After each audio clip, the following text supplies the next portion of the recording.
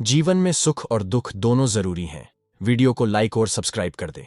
सुनिए एक सेठ की कहानी जो हताश होकर आत्महत्या करने की कोशिश करता है और तभी उसे एक संत रोक लेते हैं और उसे जीवन में सुख और दुख दोनों को समान भाव से देखने का ज्ञान देते हैं।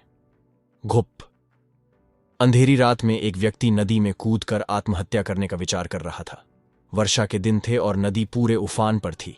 आकाश में बादल घिरे थे और रह रहकर बिजली चमक रही थी। वो शख्स काफी धनी व्यक्ति था, लेकिन अचानक हुए घाटे से उसकी सारी संपत्ति चली गई थी। उसके भाग्य का सूरज डूब गया था।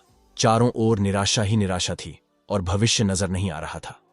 उसे कुछ सूझ नहीं रहा था कि क्या करे, तो उसने स्वयं को समाप्त करने का विचार कर लिया और नदी में कूदने के लिए जैसे ही चट्टान के छोर पर खड़ा होकर वह अंतिम बार ईश्वर का स्मरण करने लगा, तभी दो बुजुर्ग परंतु मजबूत बांहों ने उसे रोक लिया।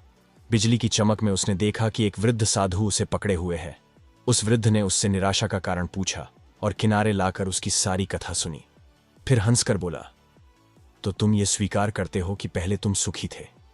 सेठ बोला, हां, मेरे भाग्य का सूर्य पूरे प्रकाश से चमक रहा था। सब ओर मान सम्मान और संपदा थी। अब जीवन में सिवाय अंधकार और निराशा के कुछ भी शेष नहीं रहा। वृद्ध फिर हंसा और बोला, दिन के बाद रात्रि है और रात्रि के बाद दिन। जब दिन नहीं टिकता तो रात्रि भी कैसे टिकेगी? परिवर्तन प्रकृति का नियम है। ठीक से सुनो और समझ लो। जब तुम्हारे अच्छे दिन हमेशा के लिए नहीं रहे तो बुरे दिन भी नहीं रहेंगे। जो इस सत्य को जान लेता है वो सुख में सुखी नहीं होता और दुख में दुखी नहीं होता।